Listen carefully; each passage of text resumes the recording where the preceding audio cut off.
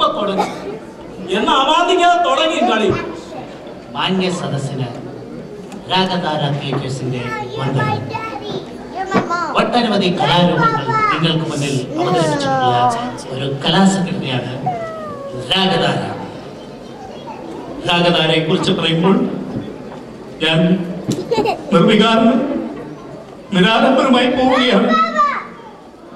അല്ല, നിർവികാരൻ മാത്രം.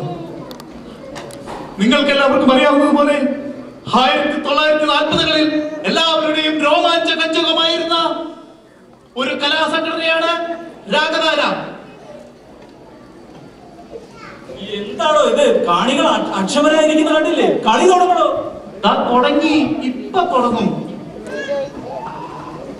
ഇവിടെ ഞങ്ങൾക്കൊരു നാടകം അവതരിപ്പിക്കാൻ വേദി ഒരുക്കി തന്ന അസോസിയേഷൻ പ്രസിഡന്റ് വിൻസെന്റ് പാലത്തിക്കലിന് ഞാൻ പ്രത്യേകം നന്ദി രേഖപ്പെടുത്തുകയാണ്. രാഗതാര തിയേറ്റേഴ്സിന്റെ കലാമൂല്യം പരിഗണിച്ചാണല്ലോ നിങ്ങൾ ഞങ്ങൾക്ക് ഇങ്ങനെ ഒരു വേദി ഒരുക്കി തന്നത്. ഓ, നന്ദി പ്രകടനത്തിനിടയിൽ ഞാൻ അതൊക്കെ പറയാൻ മറന്നു. എന്നെ പരിചയപ്പെടുത്തിയില്ലല്ലോ. ഞാനാണ് ഈ നാടക ട്രൂപ്പിന്റെ മാനേജർ. അതായത് ഈ നാടക കമ്പനിയുടെ എല്ലാമായ എന്താ അസംബന്ധമാണോ ഇത്? കളി തുടങ്ങണോ? തുടങ്ങി. ഒരു ആമുഖം അത്രയുള്ളൂ. പറഞ്ഞ ആമുഖമൊക്കെ മതി. സമയം കളയാതെ കളി തുടങ്ങി. താങ്കളെ പരിചയപ്പെടുത്തിയില്ലല്ലോ. ഓ, അത് മാത്രം ചെയ്തിട്ട് കളി തുടങ്ങും. ഇദ്ദേഹമാണ് ഈ സ്റ്റേജ് മാനേജർ എന്ന് പറഞ്ഞ ആള്.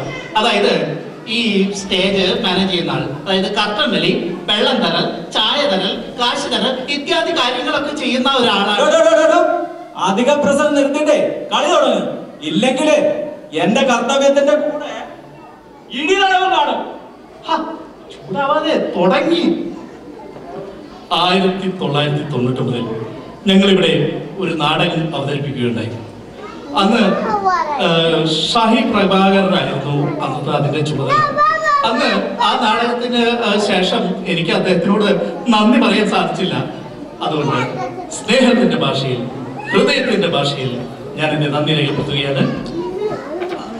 അതുപോലെ തന്നെ 2006 ഞങ്ങൾ മറ്റൊരു നാടകം മിസ്റ്റർ ജോസ് തോമസിന്റെ പ്രത്യേക ക്ഷണപ്രകാരം അവതരിപ്പിക്കുകയുണ്ടായി. അന്ന് അദ്ദേഹത്തിനും നന്ദി പറയാൻ സാധിച്ചില്ല. അതുകൊണ്ട് സ്നേഹത്തിന്റെ ഭാഷയിൽ, ഹൃദയത്തിന്റെ ഭാഷയിൽ അദ്ദേഹത്തിനും അദ്ദേഹത്തിന്റെ കുടുംബങ്ങൾക്കും നന്ദി പറയാൻ ഞാൻ ഈ അവസരം ഉപയോഗപ്പെടുത്തട്ടെ.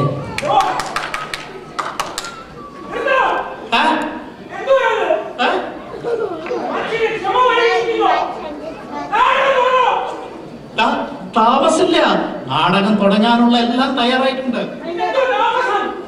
തുടങ്ങി. പ്രിയ കലാസ്നേഹികളെ,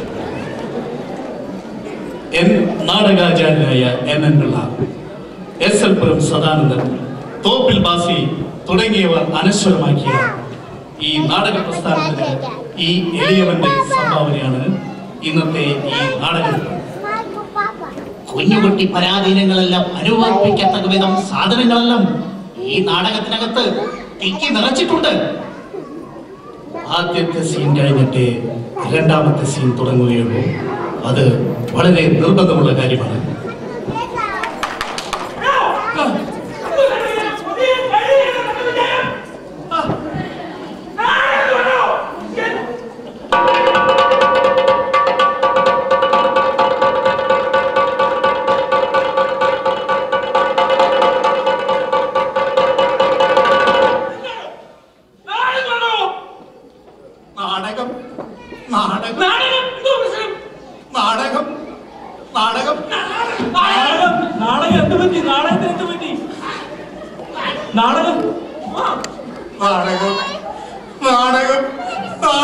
കാണാനില്ല. നാടകം മോഷണം പോയി. എനിക്കൊരു എത്തും പിടിയും കിട്ടുന്നില്ല.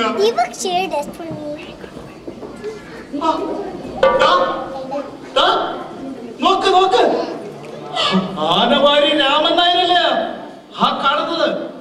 ആനയെ മോഷ്ടിക്കാൻ ശ്രമിച്ചയാൾ. ഈ നാടകം മോഷ്ടിച്ചത് അയാൾ തന്നെ.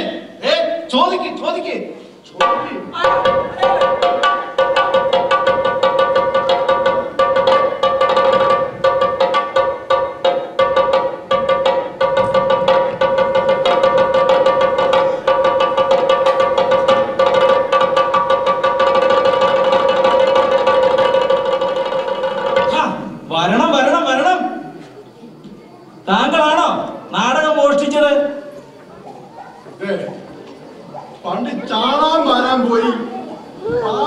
പേര് ചൊറിഞ്ഞു എന്നത് ശരി, അതുകൊണ്ട് ആനവാരി എന്ന പേരും വീണു.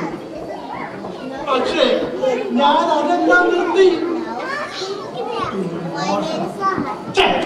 അത് മ്ലേച്ഛന്മാരുടെ പണിയാണ്. നാടകം കാണാനില്ല, താങ്കളാണ് അത് കട്ടെന്ന ഇയാള് പറയുന്നത്. ഇതാണ് പറഞ്ഞു. പിന്നെ നാടകം മോഷ്ടിക്കാൻ കേൾക്കുന്ന വേറെ ആരുണ്ട് ഇവിടെ? അതെ അതെ, അത് ശരി, അവിടെയല്ലേ നിങ്ങൾക്ക് തെറ്റിയത്.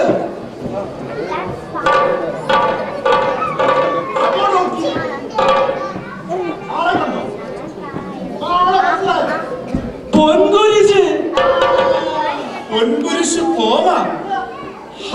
ഈ കള്ളക്കൂട്ടങ്ങളൊക്കെ എന്താണിവിടെ? നാടകം മോഷ്ടിച്ചത് ഇയാള് തന്നെ. ചോദിക്കേ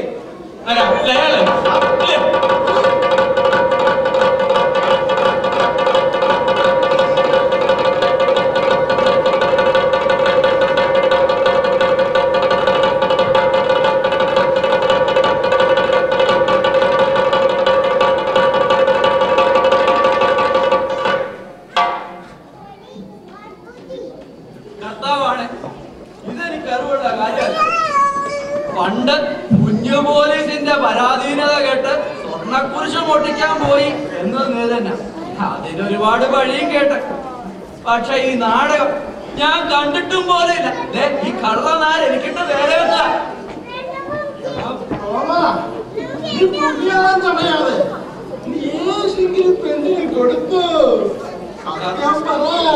കർത്താവാണ്, എന്റെ ത്രേജയാണ്.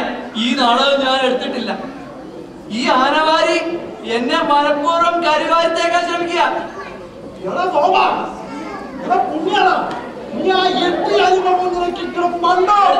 കടകായി പോയി.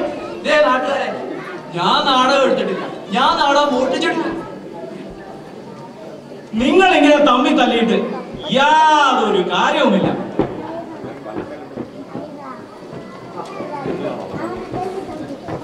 എനിക്കൊരു ഐഡിയ തോന്നുന്നു. എന്തുവാ? നമുക്ക് ദിവ്യനോട് ചോദിച്ചാലോ? ഓ ദിവ്യൻ,